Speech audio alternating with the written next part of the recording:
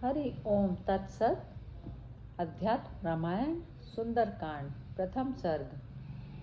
हनुमान जी का समुद्र उल्लंघन और लंका प्रवेश। हरि अनंत हरि कथानंता, कहे सुनहि बहु विधि सब संता। प्रभु श्री राम भी अनंत हैं, उनकी कीर्ति भी अपरंपार है। संतों ने प्रभु की कीर्ति का अलग अलग वर्णन किया है। श्री महादेव जी पार्वती जी से बोले, आनंद घन श्री हनुमान जी 100 योजन तक फैले हुए और मकर आदि दुष्ट जल जंतुओं से पूर्ण समुद्र को लागने के लिए उद्यत हो परमात्मा राम का स्मरण कर इस प्रकार बोले, हे वानरगण, तुम सब इस ओर देखो। मैं भगवान राम के छोड़े हुए अमोघ बाण के समान आकाश मार्ग से जाता हूँ। मैं आज ही राम प्रिया जनक नंदिनी श्री सीता जी को देखूंगा। निश्चय ही अब मैं कृत कार्य होकर ही पुनः श्री रघुनाथ जी का दर्शन करूंगा। प्राण प्रयाण के समय जिनके नाम का एक बार स्मरण करने से ही मनुष्य अपार संसार सागर को पार कर उनके परम धाम को चला जाता है, फिर मैं उन्हीं का दूत, उनके अवयव स्वरूप अंगुली की अंगूठी लिए हुए अपने हृदय में उन्हीं का ध्यान करता हुआ इस तुच्छ समुद्र को लांघ जाऊंगा। तो इसमें कौन सी बड़ी बात है। ऐसा कह श्री हनुमान जी ने अपनी बाहें फैलाई और पूंछ को सीधा किया तथा तुरंत ही गर्दन को सीधा एवं दृष्टि को ऊपर की ओर कर पांव सिकोड़ लिए और दक्षिण की ओर मुख करके वायु वेग से उड़ान लगाई। उस समय वे देवताओं के देखते देखते आकाश मार्ग से बड़े तीव्र वेग से जा रहे थे। पवन पुत्र हनुमान जी को इस प्रकार वायु वेग से जाते देख देवताओं ने उनकी सामर्थ्य की परीक्षा लेने के लिए आपस में इस प्रकार कहा, यह महाशक्तिशाली वानर वायु के समान तीव्र वेग से जा रहा है, किंतु पता नहीं यह लंका में घुस सकेगा या नहीं, अतः इसके बल का पता लगाना चाहिए।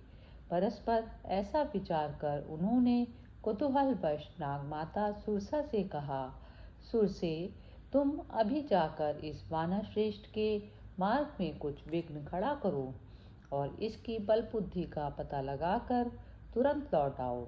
देवताओं के इस प्रकार कहने पर वह तुरंत ही हनुमान जी को विघ्न उपस्थित करने के लिए गई। वह उनके मार्ग को सामने से रोककर खड़ी हो गई और बोली, हे महामते, आओ शीघ्र ही मेरे मुख में प्रवेश करो। मैं भूख से अत्यंत व्याकुल थी, अतः देवताओं ने तुम्हें मेरा भक्ष्य बनाया है। तब हनुमान जी ने उससे कहा, हे माते, मैं श्री रामचंद्र जी की आज्ञा से जानकी जी को देखने के लिए जा रहा हूँ। वहाँ से शीघ्र ही लौटकर श्री रघुनाथ जी को उनका कुशल समाचार सुनाकर फिर मैं तेरे मुख में प्रवेश करूँगा। हे सुरसे, मैं तुझे प्रणाम करता हूँ, तू मेरा मार्ग छोड़ दे।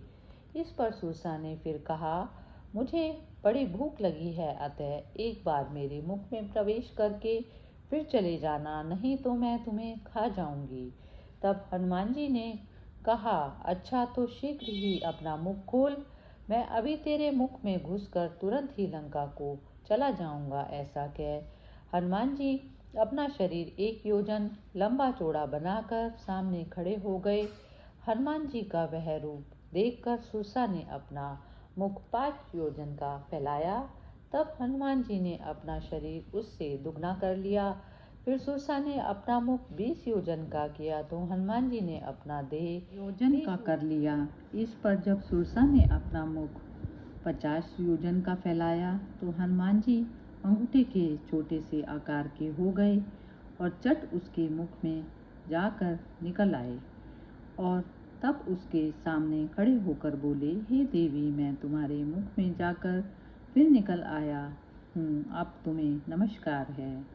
हनुमान जी को इस प्रकार कहते देख सुरसा बोली, हे बुद्धिमानों में श्रेष्ठ, जाओ श्री हनुमान जी का कार्य सिद्ध करो। हे वानर, देवता लोग तुम्हारा बल जानना चाहते थे, अतः उन्होंने मुझे तुम्हारे पास भेजा था। मुझे निश्चय है कि तुम सीता जी को देखकर फिर शीघ्र ही श्री रघुनाथ जी से मिलोगे। अब तुम जाओ। ऐसा कहकर सुरसा देवलोक को चली गई और श्री हनुमान जी फिर आकाश मार्ग से पक्षीराज गरुड़ के समान चलने लगे। इसी समय समुद्र ने भी सुवर्ण और मणियों से युक्त मैनाक पर्वत से कहा, देखो ये महाशक्तिशाली पवन पुत्र हनुमान जी राम कार्य के लिए जा रहे हैं, तुम उनकी सहायता करो। पूर्व काल में मुझे सगर पुत्रों ने बताया था, इसी से मैं सागर कहलाता हूँ। ये दशरथ नंदन भगवान राम उन्हीं के वंश में प्रकट हुए हैं और ये कपिराज उन्हीं का कार्य सिद्ध करने के लिए जा रहे हैं। तुम तुरंत ही जल से ऊपर उठ जाओ, जिससे ये तुम्हारे ऊपर कुछ देर विश्राम कर जाएं।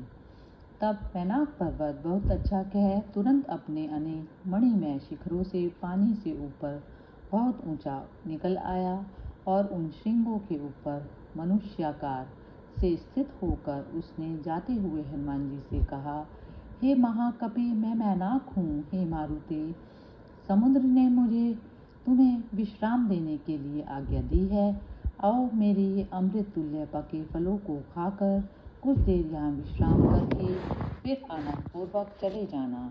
मैनाक के इस प्रकार कहने पर पवनसुत हनुमान जी बोले, राम कार्य के लिए जाते हुए मैं भोजन आदि कैसे कर सकता हूँ, और मुझे जल्दी ही जाना है, अतः विश्राम का समय भी कहाँ है। ऐसा कह कपि श्रेष्ठ हनुमान जी मैनाक का मान रखने के लिए उसके शिखर को केवल अंगुली से छूकर आगे चल दिए। वे कुछ ही आगे बढ़े थे कि उनकी छाया को एक छायाग्रह ने पकड़ लिया। वह सिंगी का नाम की एक घोर राक्षसी थी, जो सदा जल में रहकर आकाश में जाते हुए जीवों की छाया पकड़कर उन्हें खींच लेती थी और खा जाया करती थी। उससे पकड़े जाने पर महापराक्रमी श्री हनुमान जी सोचने लगे, यह ऐसा कौन सा विघ्न कारक है जिसने मेरा वेग रोक कर लिया। दिखाई तो यहाँ कुछ नहीं देता, इससे मुझे बड़ा आश्चर्य हो रहा है। ऐसे सोचते सोचते उन्होंने अपनी दृष्टि नीचे की ओर की तो उन्हें वहाँ बड़ा विकराल रूप और स्थूल शरीर वाली सिंगी का राक्षसी दिखाई दी। उसे देखते ही वे तुरंत जल में कूद पड़े और बड़े क्रोध से उसे लातों से ही मार डाला। इसके पश्चात हनुमान जी फिर उछलकर दक्षिण की ओर चलने लगे और समुद्र के दक्षिण तट पर पहुंच गए, जहां नाना प्रकार के फल वाले वृक्ष लगे हुए थे और जो तरह तरह के पक्षियों और मृगों से पूर्ण तथा विविध भांति की पुष्पलताओं से आवृत था। वहां पहुंचकर उन्होंने त्रिकूट पर्वत के शिखर पर बसी हुई लंकापुरी देखी, जो सब ओर से अनेकों परकोटों और खाइयों से घिरी हुई थी। उसे देखकर वे सोचने लगे कि मुझे किस प्रकार इस नगर में जाना चाहिए। फिर निश्चय किया कि मैं रात्रि के समय सूक्ष्म शरीर धारण कर इस रावण प्रतिपालित लंकापुरी में प्रवेश करूंगा। यह विचार कर वे वहीं ठहर गए और फिर लंका की ओर चल पड़े।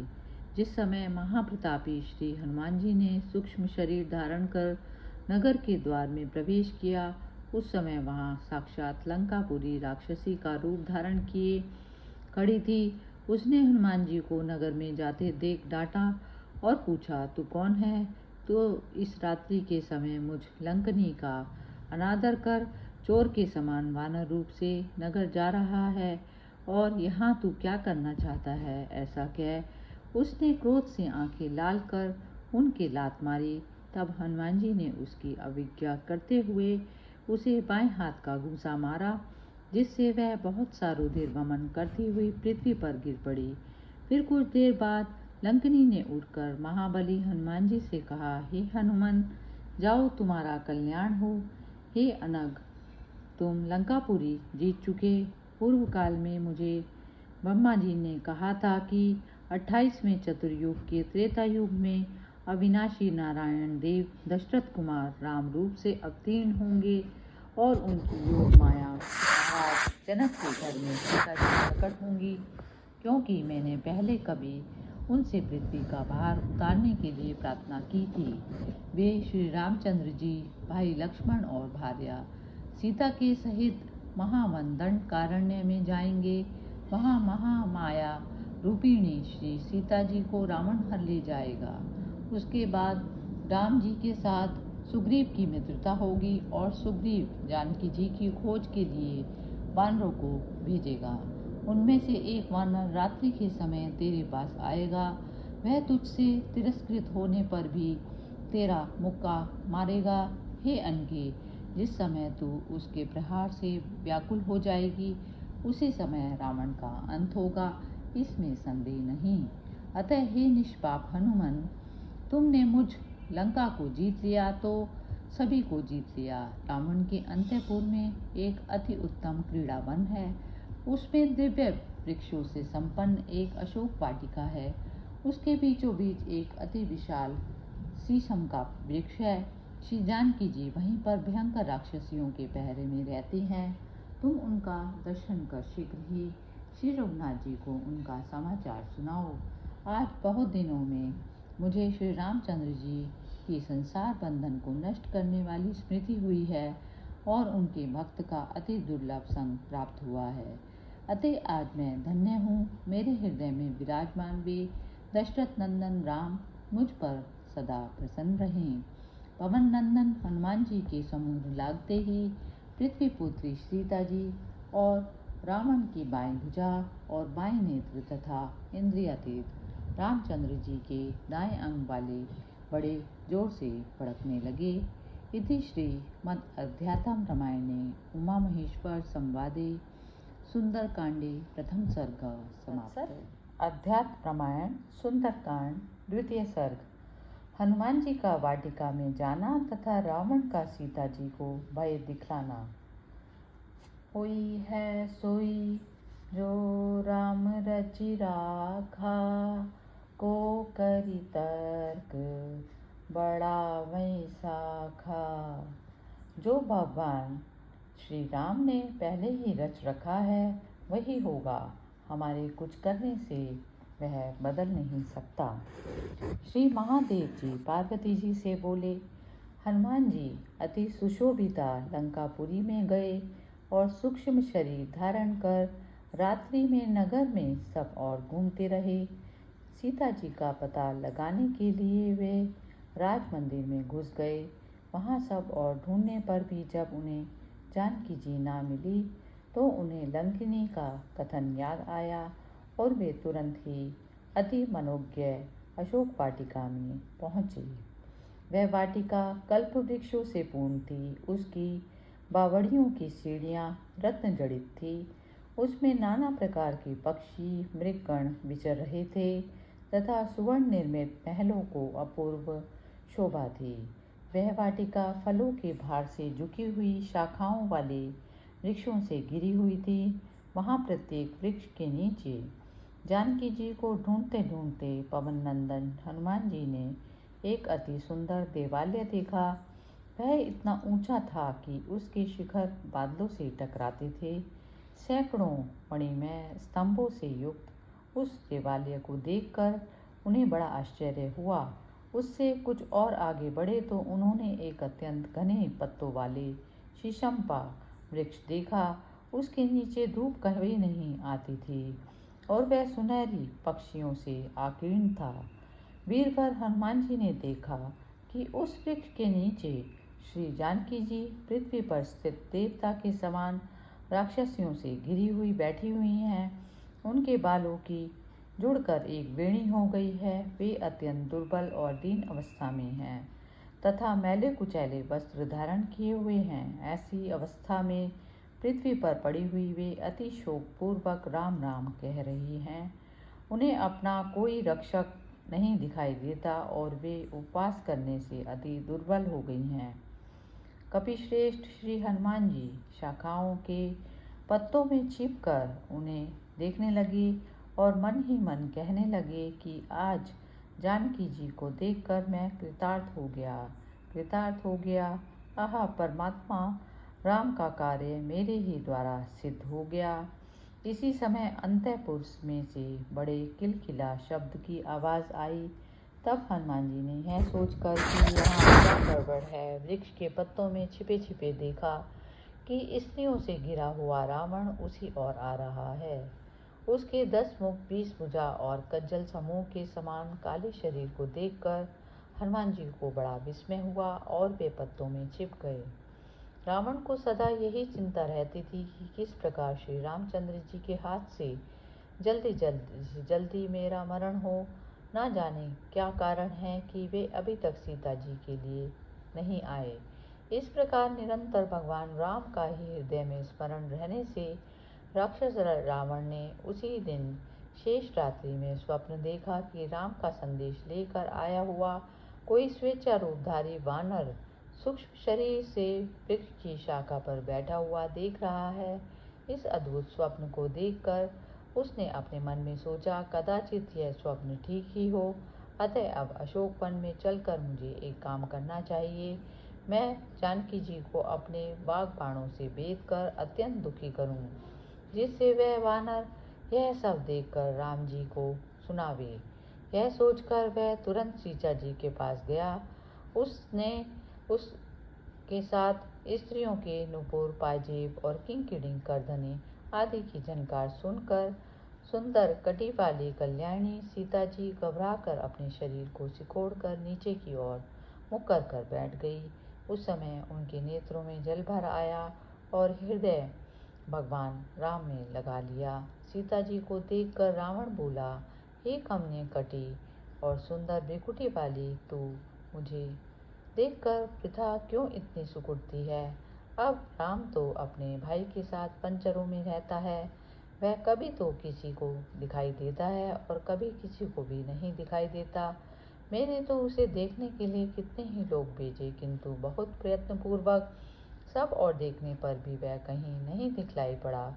अब राम से तुझे क्या काम है, वह तो तुझसे सदा ही उदासीन रहता है। सदा तेरे पास रहते हुए और सदा तुझसे आलिंगित होते हुए भी उसके हृदय में अभी तक तेरे प्रति स्नेह नहीं हुआ। राम को तुझसे जितने भोग प्राप्त हुए, उससे जितने गुण हैं, उन सब को भोग कर भी वह कृतघ्न, गुणहीन और अधम कभी उनकी याद भी नहीं करता। देखो, मैं तुम्हें हर ले आया, तुम उसकी सुशीला पत्नी हो और इस समय दुख शोक से व्याकुल हो रही हो, तो भी वह अभी तक नहीं आया। जब उसे तुमसे प्रेम ही नहीं आता, तो वह सर्वथा असमर्थ, ममता शून्य, अभिमानी, मूर्ख और अपने को बड़ा बुद्धिमान मानने वाला है। हे भामिनी, अपने से उदासीन उस नराधम से तुझे क्या लेना है। देख, मैं राक्षस श्रेष्ठ तुझसे अत्यंत प्रेम करता हूँ, अतः तू मुझसे ही अंगीकार कर। यदि तू मेरे अधीन रहेगी तो देव, गंधर्व, नाग, यक्ष और किन्नर आदि की स्त्रियों का शासन करेगी। रावण के ये वचन सुनकर सीता जी को बड़ा क्रोध हुआ। उन्होंने सिर नीचा कर लिया और बीच में तृण रखकर कहा, अरे नीच, इसमें संदेह नहीं, श्री रघुनाथ जी से डरकर ही तूने भिक्षु का रूप धारण किया और उन दोनों रघुश्रेष्ठों की अनुपस्थिति में ही कुत्ता जिस प्रकार सूनी यज्ञशाला से हवि ले जाता है, उसी प्रकार तू मुझे हर ले आया है, सो बहुत शीघ्र ही उसका फल पाएगा। जिस समय भगवान राम की बाण वर्षा से विदीर्ण होकर तू यमलोक को जाएगा, उस समय ही तू अमानव राम को जानेगा।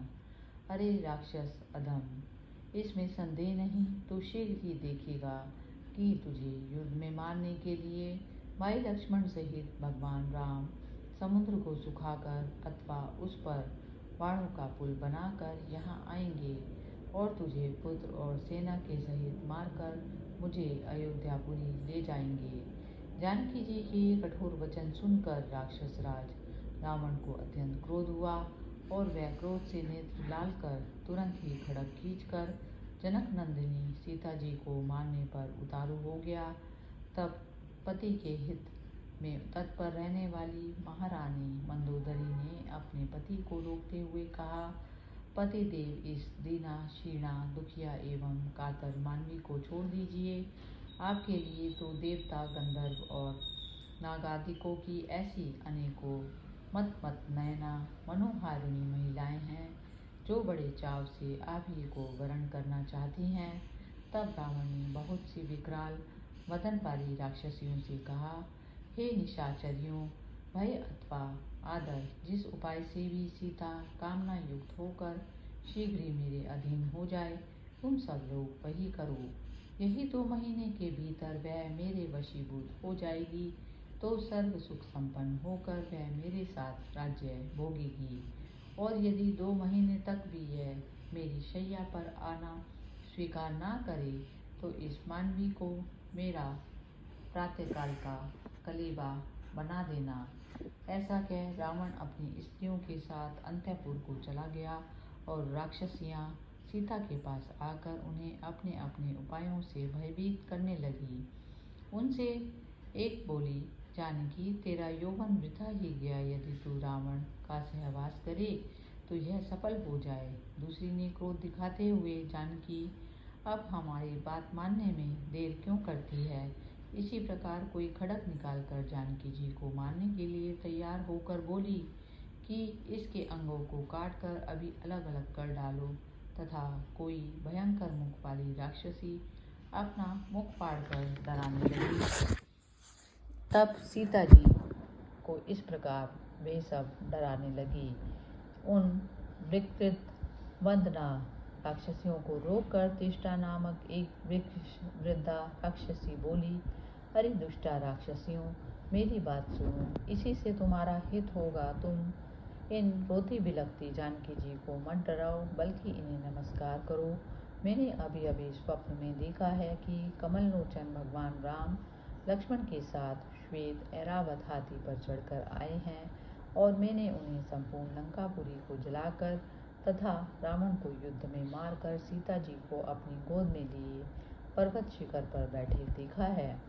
रावण गले में मुंडमाला पहने, शरीर में तेल लगाए, नंगा होकर अपने पुत्र पौत्रों के साथ गोबर के कुंड में डुबकी लगा रहा है और विभीषण प्रसन्नचित्त से रघुनाथ जी से के साथ में बैठा हुआ अति भक्ति पूर्वक उनकी चरण सेवा कर रहा है। इससे निश्चय होता है कि रामचंद्र जी अनायास ही रावण का कुल सहित नाश कर विभीषण को लंका का राज्य देंगे और सुमुखी सीता को गोद में बिठाकर निसंदेह अपने नगर को चले जाएंगे।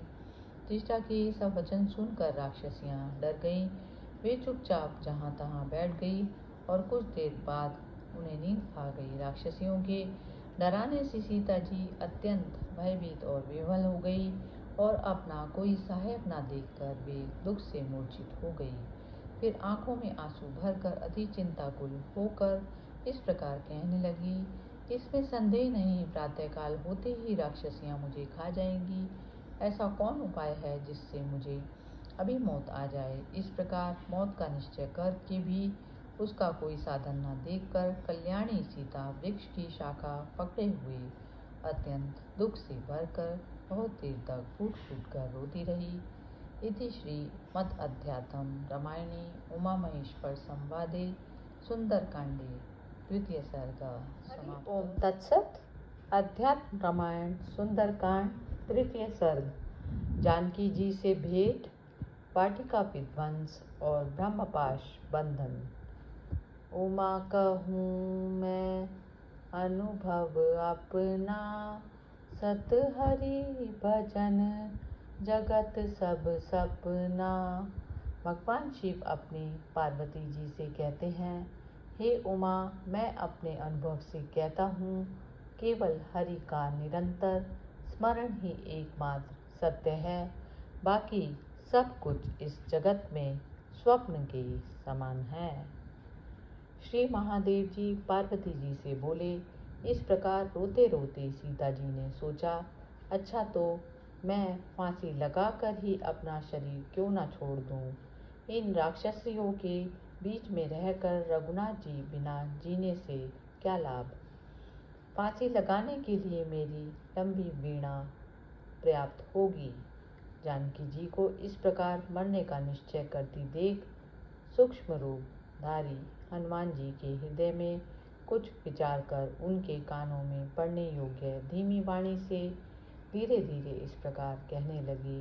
इक्ष्वाकु वंश में उत्पन्न हुए अयोध्यापति महाराज दशरथ बड़े प्रतापी थे। उनके त्रिलोकी में विख्यात चार पुत्र हुए। राम, लक्ष्मण, भरत और शत्रुघ्न चारों ही देवताओं के समान शुभ लक्षणों से संपन्न थे। उनमें से उनके बड़े भाई राम, भ्राता लक्ष्मण और भार्य सीता के सहित अपने पिता की आज्ञा से दंडकारण्य में आए थे। वे महामना वहाँ गौतमी नदी के तीर पर पंचवटी आश्रम में रहते थे। उस आश्रम से श्री रामचंद्र जी की अनुपस्थिति में दुरात्मा रावण महाभागा जनक नंदिनी सीता जी को ले गया। तब अति शोकाकुल भगवान राम ने जानकी जी को इधर उधर ढूंढते हुए पृथ्वी पर पड़े पक्षीराज जटायु को देखा। उसे तुरंत ही दिव्य धाम पहुंचाकर वे शीशमुख पर्वत पर आए।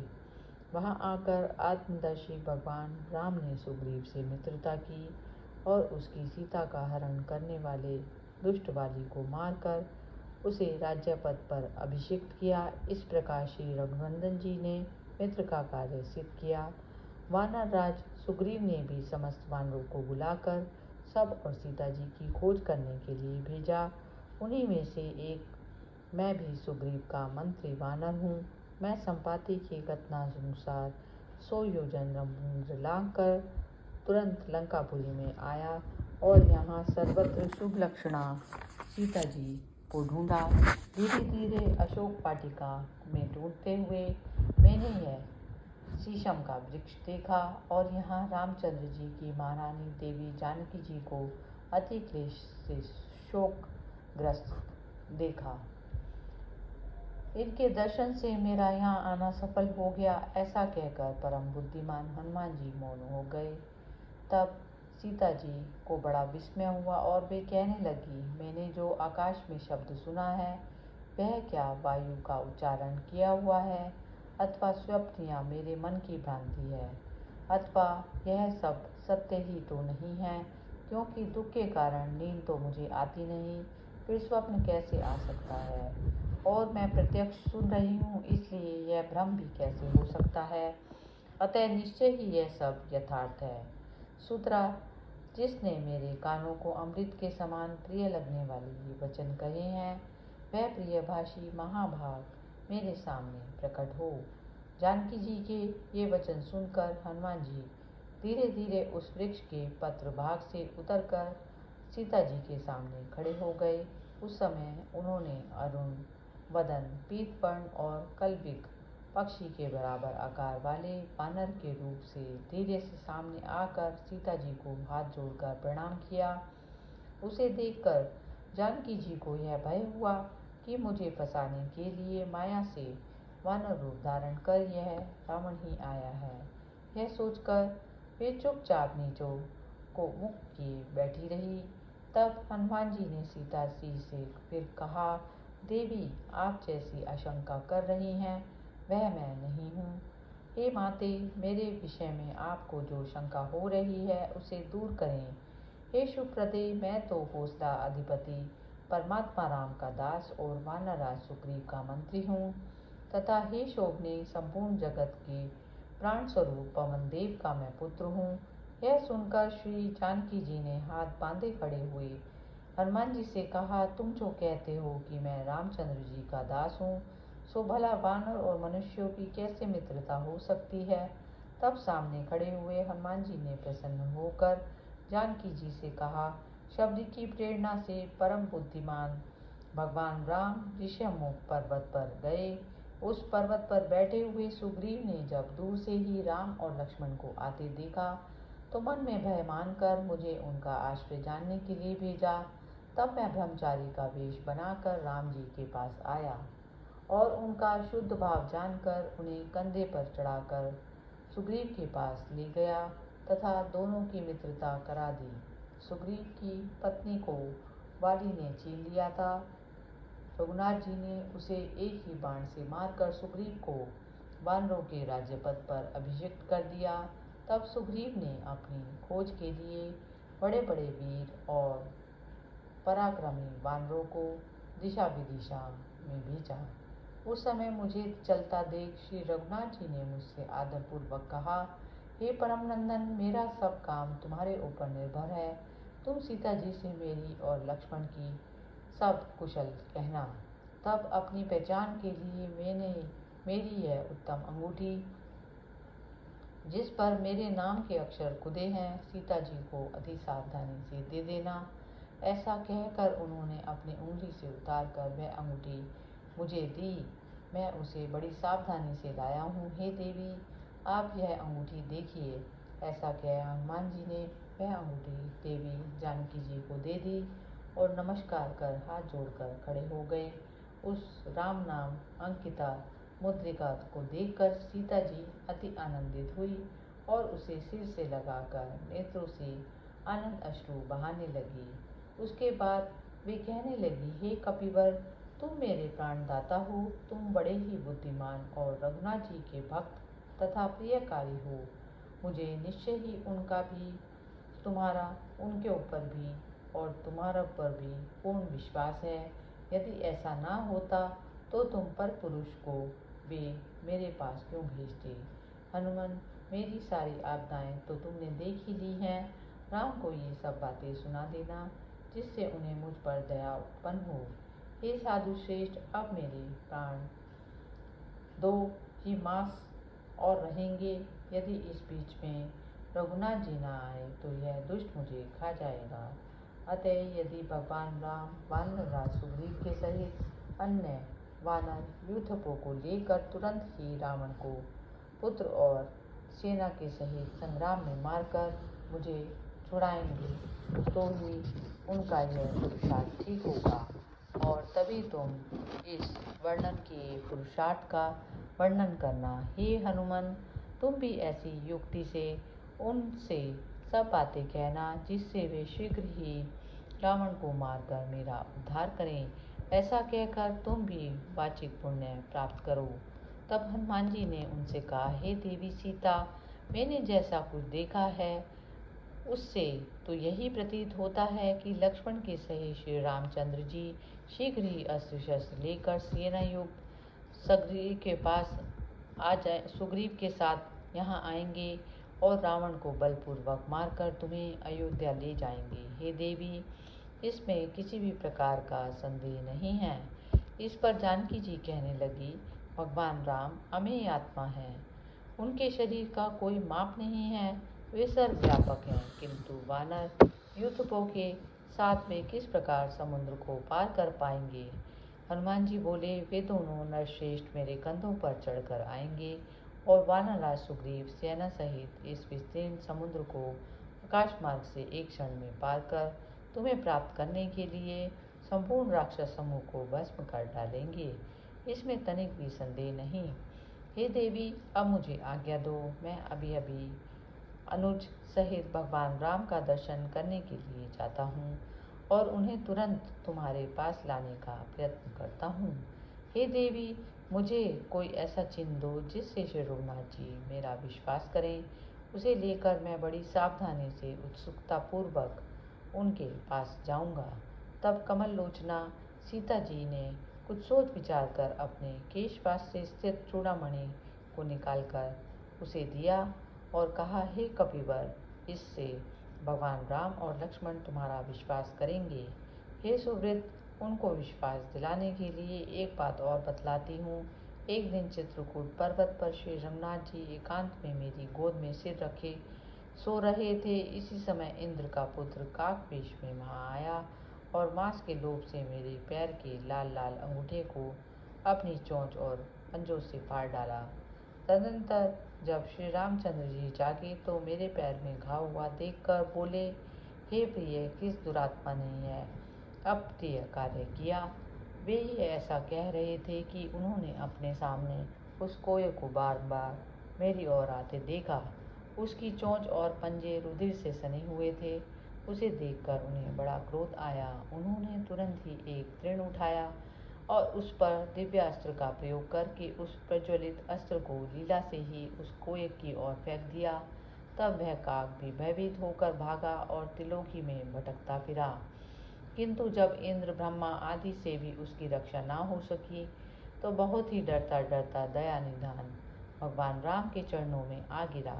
उसे शरणागत देख श्री रामचंद्र जी ने उससे कहा, मेरा यह अमोघ अस्त्र है, यह कभी व्यर्थ नहीं जा सकता, अतः तू केवल अपनी एक आंख देकर यहाँ से चला जा। तब वह काक अपनी बाएं आंख देकर चला गया। जो ऐसे पुरुषार्थी हैं वे ही श्री रघुनाथ जी ना जाने इस समय क्यों मेरी उपेक्षा कर रहे हैं। सीता जी का यह कथन सुनकर हनुमान जी ने कहा, हे देवी, जिस समय श्री रघुनाथ जी को तुम्हारे यहाँ होने का पता चलेगा उस समय इस राक्षस मंडल मंडिता लंका को वे एक ही क्षण में भस्म कर डालेंगे। जानकी जी ने कहा, वत्स, तुम अत्यंत सूक्ष्म शरीर वाले हो, अतः राक्षसों से कैसे लड़ोगे, और सब वानर भी तो तुम्हारे ही समान होंगे। देवी जानकी जी के ये वचन सुनकर हनुमान जी ने अपना पूर्व रूप दिखलाया, जो मेरु और मंदर पर्वत के समान अति विशाल और राक्षसों को भय उत्पन्न करने वाला था। हनुमान जी को महापर्वत के समान विशालकाय देखकर सीता जी को अपार आनंद हुआ और वे उन कपिश्रेष्ठ से कहने लगी, हे महासत्व, तुम बड़े ही सामर्थ्यवान हो, अतः अब तुम शीघ्र ही श्री रामचंद्र जी के पास जाओ, अन्यथा तुम महाबली वीर को राक्षसियां देख लेंगी, तुम्हारा मार्ग कल्याणमय हो। हनुमान जी को भूख लगी हुई थी।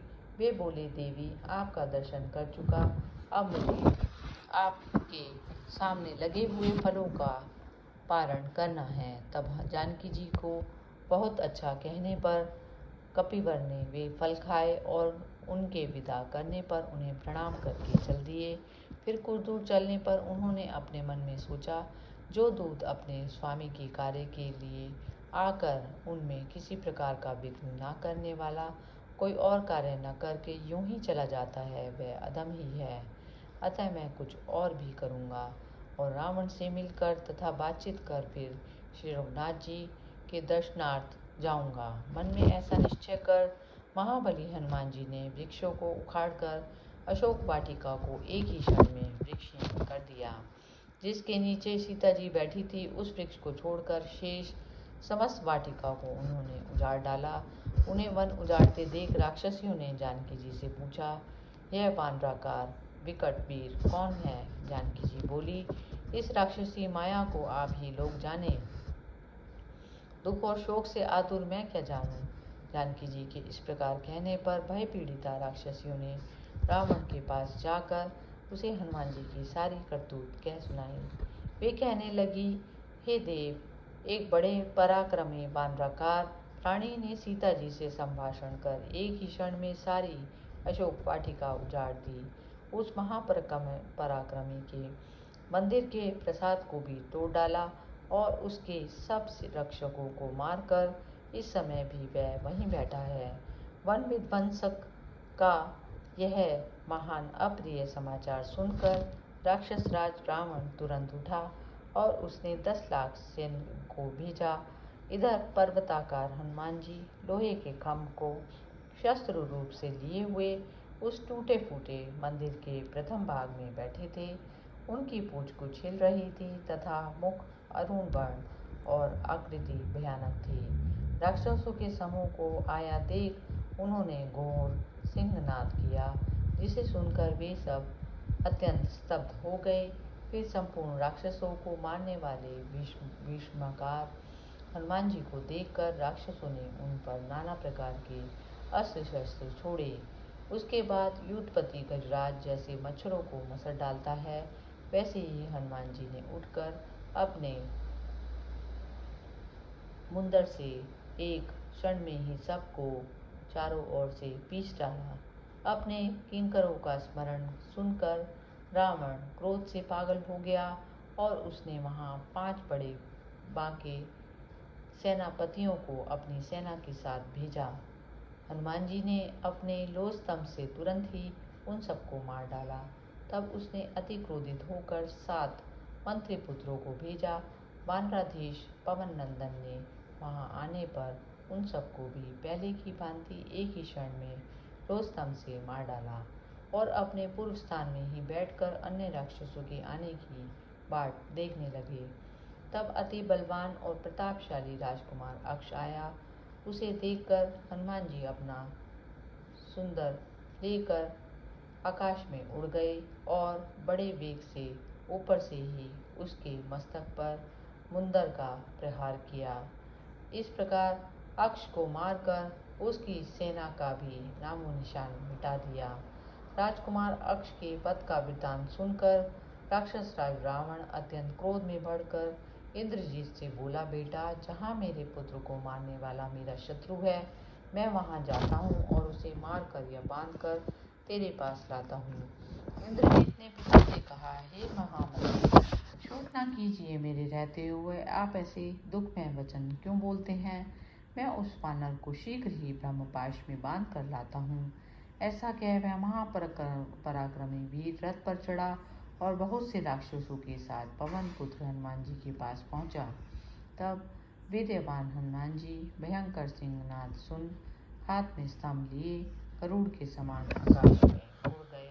उन्हें आकाश में उड़ते देख इंद्रजीत ने 8 बाणों से उनके सिर को बींधा, फिर 6 बाणों से उनके हृदय और दोनों चरणों को तथा एक से उनकी पूंछ को बींधकर वह घोर सिंहनाद करने लगा। तब महाबलवान हनुमान जी ने भी अति प्रसन्नता से स्तंभ उठाकर एक क्षण में ही उसके सारथी को मार डाला और घोड़ों के सहित उसके रथ को चूर्ण कर दिया। तब महाबली मेघनाद इंद्रजीत ने दूसरे रथ पर चढ़कर तुरंत ही वानर श्रेष्ठ हनुमान जी को ब्रह्मपाश से बांध लिया और उन्हें राक्षस राज रावण के पास ले गया। जिनके नाम का निरंतर जप करने वाले भक्तजन एक क्षण में ही अज्ञानकृत बंधन को काटकर करोड़ों सूर्यों के समान प्रकाशमान उनके परम कल्याण पद को तत्काल प्राप्त कर लेते हैं, उन्हीं भगवान राम के चरण कमलों को सदा अपने हृदय कमल में धारण करने से हनुमान जी सदा समस्त बंधनों से छूटे हुए हैं। उनका ब्रह्मपाश अथवा और किसी बंधन से क्या हो सकता है। इति श्री मद अध्यात्म रामायणे उमा महेश्वर संवादे सुंदरकांडे तृतीय सर्गे समाप्त। हरि ओम तत्सत। अध्यात्म रामायण सुंदरकांड चतुर्थ सर्ग। हनुमान और रावण का संवाद तथा लंका दहन। सिया राम मैं सब जग जानी, करऊं प्रणाम जोरी जुग पानी। सिया राम मैं सब जग जानी, करऊं प्रणाम जोरी जुग पानी। श्री महादेव जी बोले पार्वती जी से, ब्रह्मपाश से बंधे हुए श्री हनुमान जी से जब डरे हुए के समान नगर देखते जा रहे थे, उस समय उन्हें देखने के लिए इधर उधर से इकट्ठे हुए पुरवासी उनके पीछे पीछे चलते हुए उन्हें क्रोधपूर्वक घूंसों से मारने लगे। ब्रह्मा जी के वर के प्रभाव से ब्रह्मास्त्र हनुमान जी के शरीर का क्षण भर के लिए स्पर्श कर तुरंत चला गया। यह बात जानकर भी श्री हनुमान जी विशेष कार्य संपादन करने के लिए तुच्छ रस्सियों से ही बंधे हुए रावण के पास चले गए। तब इंद्रजीत ने उन्हें सभा में स्थित रावण के सामने ले गया और बोला, मैं इस वानर को ब्रह्मा के वर के प्रभाव से बांध लाया हूँ। इसी ने हमारे बड़े बड़े वीर राक्षस मारे हैं। महाराज, मंत्रियों के साथ विचार कर इसके लिए जैसा उचित समझें वैसा विधान करें। यह कोई साधारण वानर नहीं है।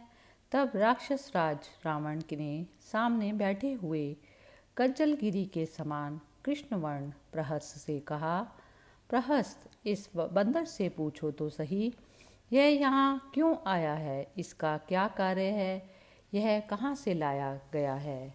इसने मेरा सारा वन क्यों उजाड़ डाला और मेरे राक्षस वीरों को क्यों बलात् मारा?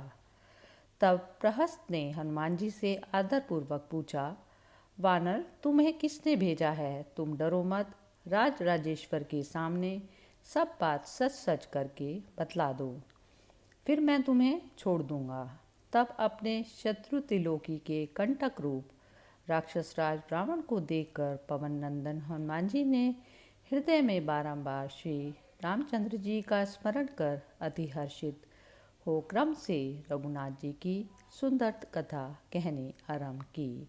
वे कहने लगे, हे देवादि के शत्रु रावण, तुम साफ साफ सुनो। कुत्ता जिस प्रकार हवि को चुरा कर ले जाता है, उसी प्रकार तुमने अपना नाश कराने के लिए जिन अखिलेश्वर की साध्वी भार्या को हर लिया है, मैं उन्हीं सर्वांत अंतर्यामी भगवान राम का दूत हूँ। उन श्री रघुनाथ जी ने मत पर्वत पर आकर अग्नि के साक्ष्य में सुग्रीव से मित्रता की और एक ही बाण से वाली को मारकर सुग्रीव को वानरों का राजा बना दिया। हे रावण, इस समय वे महाबली वानर राज और भी करोड़ों महाशूरवीर वानर यूथों के साथ राम और लक्ष्मण जी के सहित अति क्रोधयुक्त हो प्रवर्षण पर्वत पर विराजमान हैं। उन्होंने श्री जानकी जी को ढूंढने के लिए 10 दिशाओं में बड़े बड़े वानरेश्वर भेजे हैं। उन्हीं में से एक वानर मैं वायु का पुत्र हूँ। मैं सीता जी को धीरे धीरे ढूंढता हुआ यहाँ आया हूँ। मैं कमल दल लोचना जानकी जी का दर्शन कर चुका हूँ। फिर अपने वानर स्वभाव से मैंने वन उजाड़ दिया, और जब मैंने राक्षसों को बड़े वेग से धनुष बाण आदि लेकर अपने को मारने के लिए आते देखा, तो उन्हें मारकर मेरी अपनी शरीर रक्षा की। क्योंकि हे राजन, अपना शरीर तो सभी देहधारियों को प्यारा होता है। फिर यह मेघनाथ नामक राक्षस मुझे ब्रह्मपाश में बांधकर यहाँ ले आया। हे रावण, मैं यद्यपि यह जानता था कि ब्रह्मा जी के वर के प्रभाव से वह ब्रह्मपाश मुझे छूते ही चला गया, तथापि करुणावश तुम्हारे हित की बात बताने के लिए मैं बंधे हुए के समान यहाँ चला आया। हे रावण, तुम विवेकपूर्वक संसार की गति का विचार करो, राक्षसी बुद्धि को अंगीकार मत करो और संसार बंधन से छुटाने वाली प्राणियों की अत्यंत हितकारिणी दैवी गति का आश्रय लो।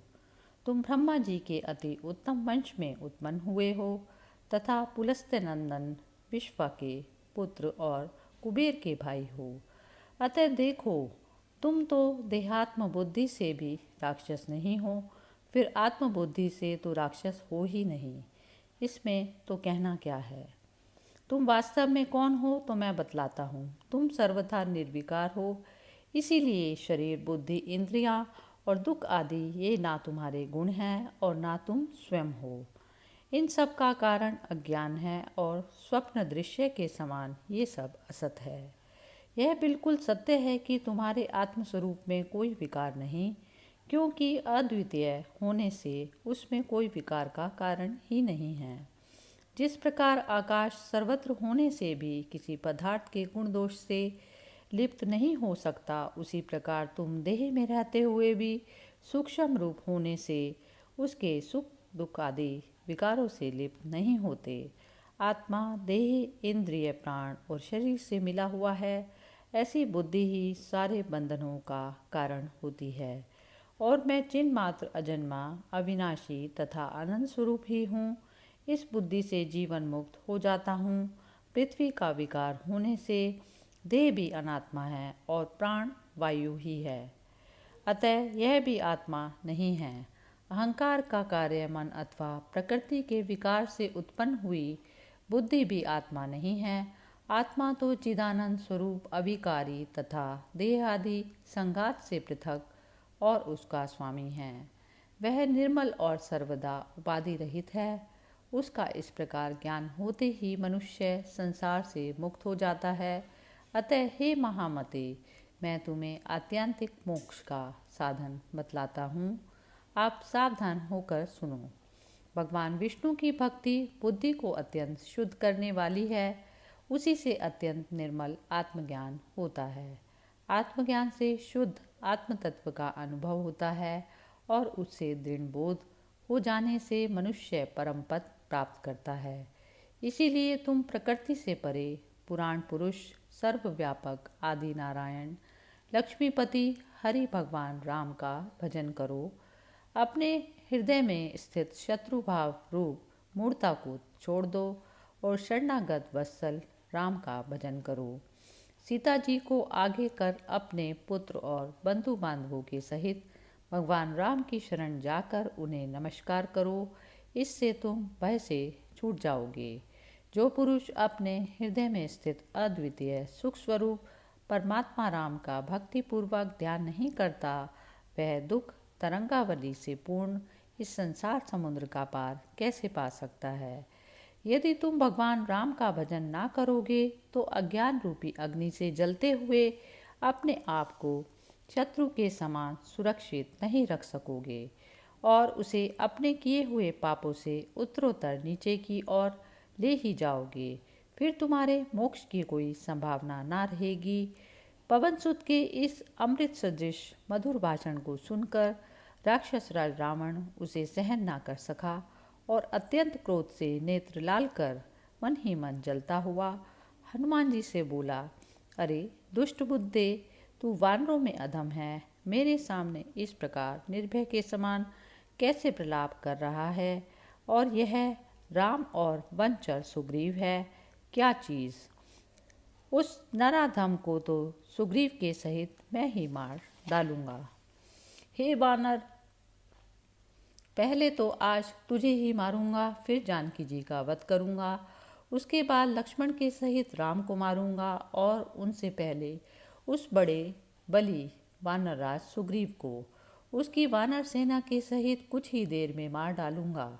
रावण के ये वचन सुनकर हनुमान जी अपने बड़े हुए क्रोध से जलाते हुए से बोले, अरे अधम, मेरी समानता तो करोड़ रावण भी नहीं कर सकते। जानता नहीं मैं भगवान राम का दास हूँ, मेरे पराक्रम का कोई ठिकाना नहीं।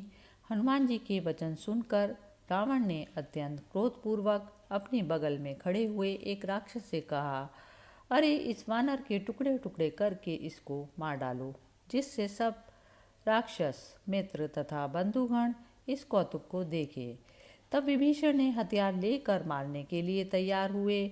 उस प्रचंड राक्षस को रोककर कहा, राजन, प्रतापी पुरुषों को अन्य राजा के वानर दूत को किसी प्रकार भी ना मारना चाहिए।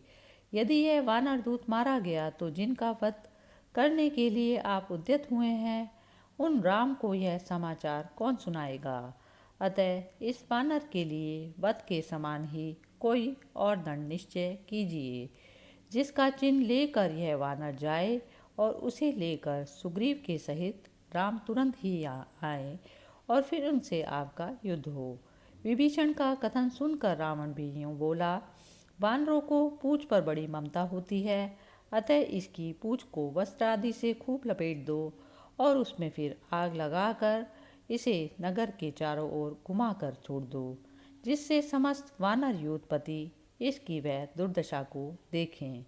तब राक्षसों ने बहुत अच्छा कह हनुमान जी की पूंछ सन के पट्टों से और तेल में भीगे हुए नाना प्रकार के चिथड़ों से बड़ी दृढ़ता से लपेटी और पूंछ के सिरे पर थोड़ी सी आग लगाकर उन्हें दृढ़तापूर्वक रस्सी से बांधकर कुछ बलवान राक्षस उन्हें मारते और बारंबार तुरही बजाकर यह कहते कि यह चोर है। नगर में सब और घुमाने लगे। हनुमान जी ने भी कुछ कौतुक करने की इच्छा से यह सब सहन कर लिया। जिस समय वे पश्चिम द्वार पर पहुँचे उस समय तुरंत ही सूक्ष्म रूप होकर उन्होंने बंधन से निकल गए और फिर पर्वताकार हो उछलकर द्वार के कंगूरे पर चढ़ गए। वहाँ से उन्होंने एक स्तंभ उठाकर एक ही क्षण में उन समस्त राक्षसों को मार डाला और फिर अपना शेष कार्य निश्चय कर उस प्रासाद के अग्रभाग से एक घर से दूसरे घर पर छलांग लगाते हुए अपनी जलती हुई लंबी पूंछ से महल, अटारी और बंधनवार आदि से युक्त समस्त लंकापुरी में आग लगा दी।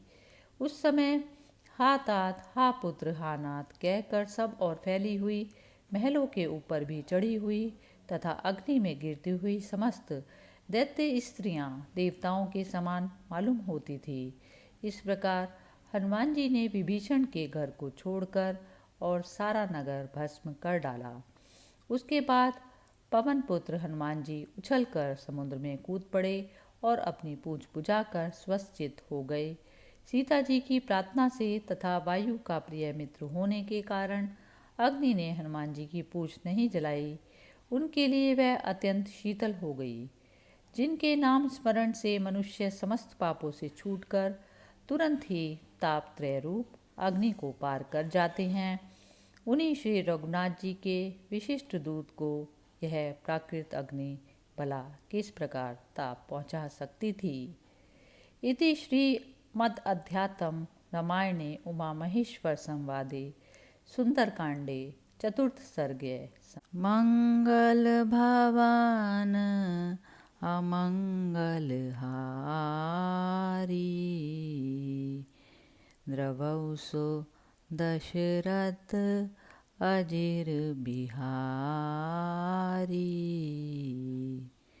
मंगल भवन अमंगल हारी द्रवौसो दशरथ अजिर बिहारी। ओम तत्सत। अध्यात्म रामायण सुंदरकांड पंचम सर्ग। हनुमान जी का सीता से विदा होना और श्री रामचंद्र जी को उनका संदेश सुनाना। कभी ना हो नहीं चतुर कहावऊं, मति अनुरूप राम गुण गावऊं। कभी ना हो नहीं चतुर कहावऊं, मति अनुरूप राम गुण गावऊं। श्री महादेव जी पार्वती जी से बोले। इसके बाद हनुमान जी ने सीता जी के पास जाकर उन्हें प्रणाम करके कहा, हे देवी, आप मुझे आज्ञा दीजिए, अब मैं श्री रघुनाथ जी के पास जाता हूँ। वे शीघ्र ही भाई लक्ष्मण सहित आपसे मिलने के लिए यहाँ आएंगे, ऐसा कह पवन नंदन हनुमान जी ने जानकी जी की 3 परिक्रमाएं की और उन्हें प्रणाम किया और जाने के लिए कुछ दूर चलकर बोले, हे देवी, मैं जाता हूँ, आपका शुभ हो। आप शीघ्र ही सुग्रीव और करोड़ों अन्य वानरों के सहित भगवान राम और लक्ष्मण को देखेंगी। तब दुख से दुर्बल हुई जानकी जी ने हनुमान जी से कहा, तुम्हें देखकर मैं अपना दुख भूल गई। अब तुम जा रहे हो, अब श्री रामचंद्र जी का समाचार सुने बिना मैं कैसे रहूँगी।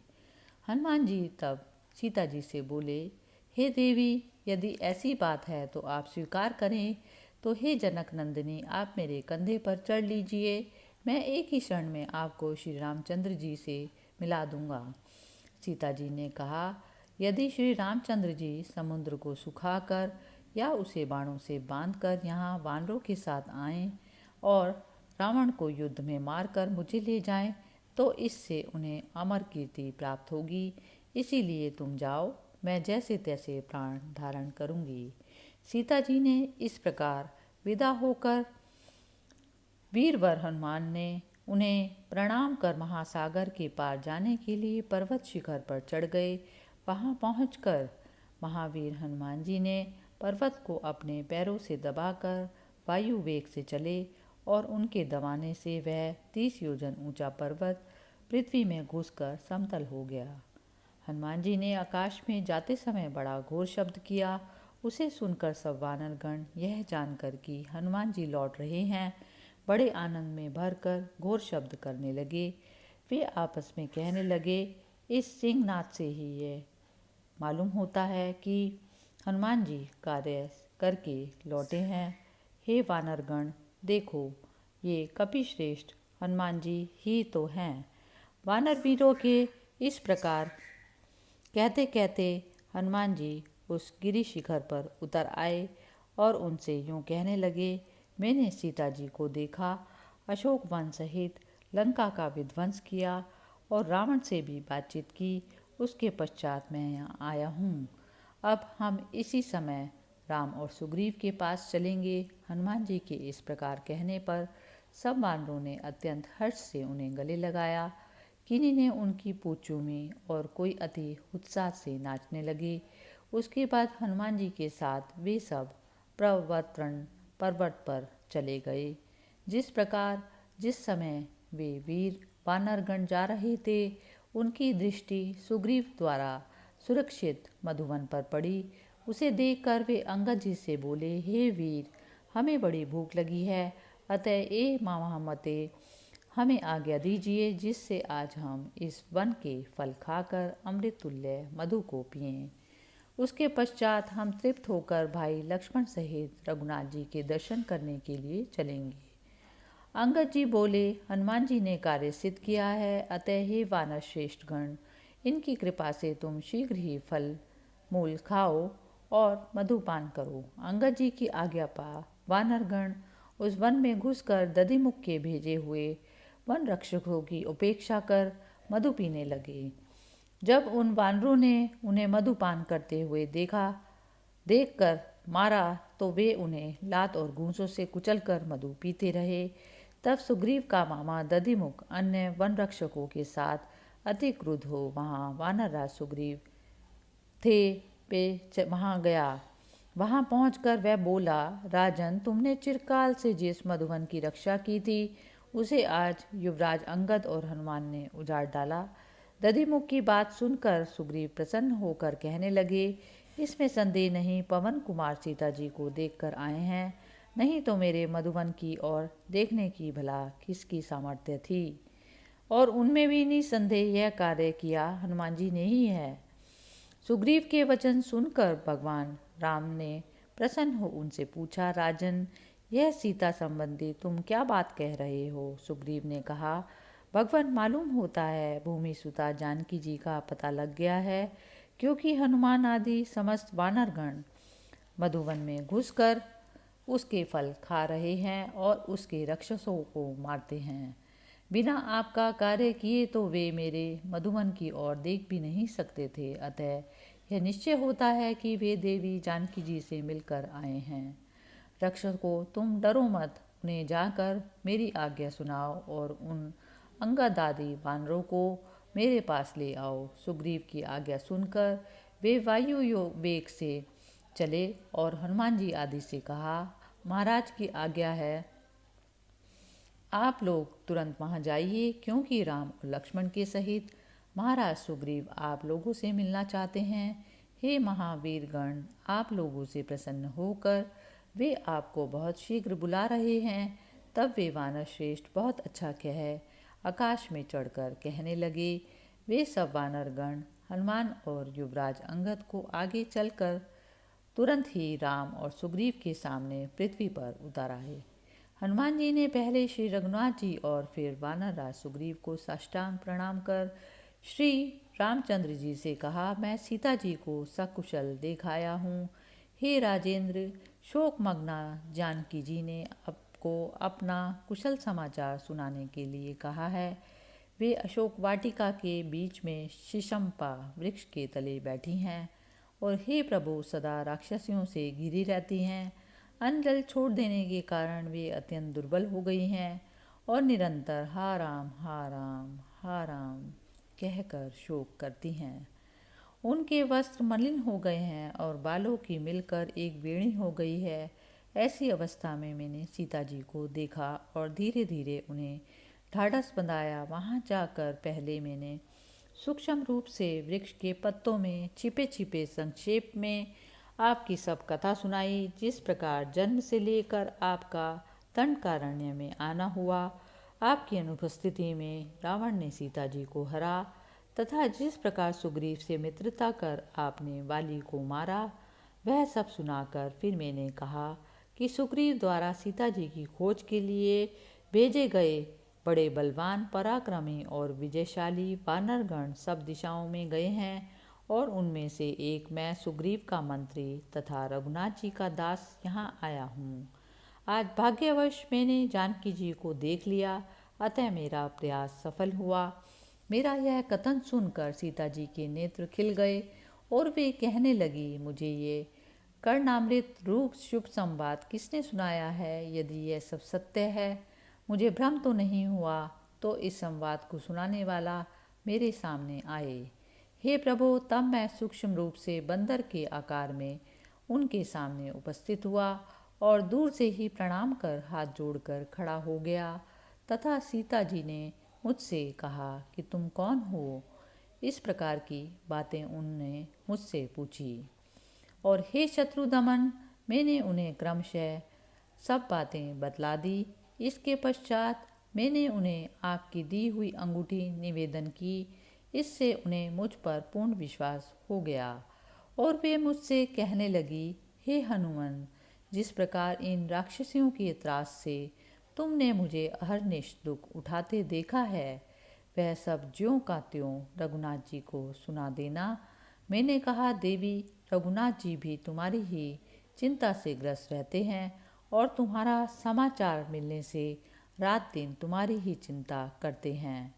मैं अभी जाकर मैं तुम्हारी स्थिति सुनाऊंगा।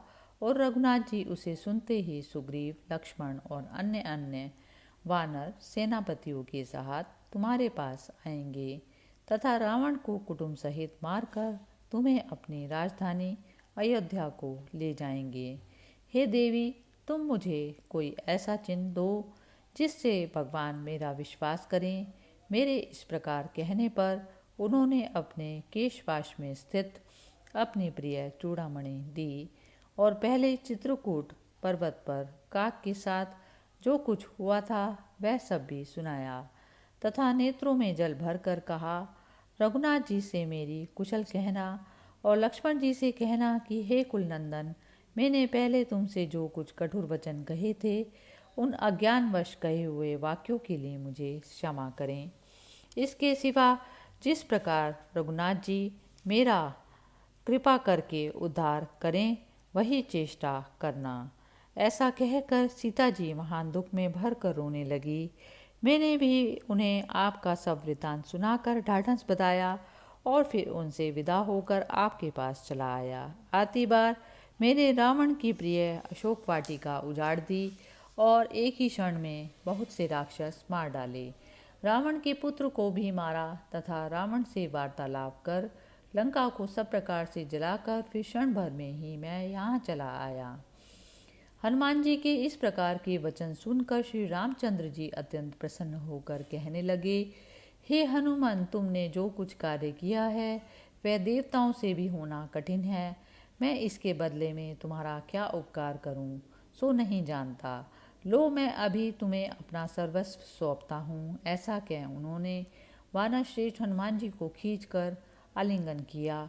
उनके नेत्रों में जल भर आया और हृदय में परम प्रेम उमड़ने लगा। तब भक्त वत्सल रघुनाथ जी ने हनुमान जी से कहा, संसार में मुझ परमात्मा का आलिंगन मिलना अत्यंत दुर्लभ है। वानर श्रेष्ठ, तुम्हें यह सौभाग्य प्राप्त हुआ है, अतः तुम मेरे परम प्रिय भक्त हो। हे पार्वती, जिनके चरणारविंद युगल का तुलसी दल आदि से पूजन कर भक्तजन अतुलनीय विष्णु पद प्राप्त करते हैं, उन्हीं राम ने जिनके शरीर का आलिंगन किया, उन पवित्र कर्म करने वाले पवन पुत्र के विषय में क्या कहा जाए। इति श्री मद अध्यात्म रामायणे उमा महेश्वर संवादे सुंदरकांडे पंचम सर्गे समाप्तः। मंगल भवन अमंगलहारी द्रवौसो दशरथ अजिर बिहारी। मंगल भवन अमंगलहारी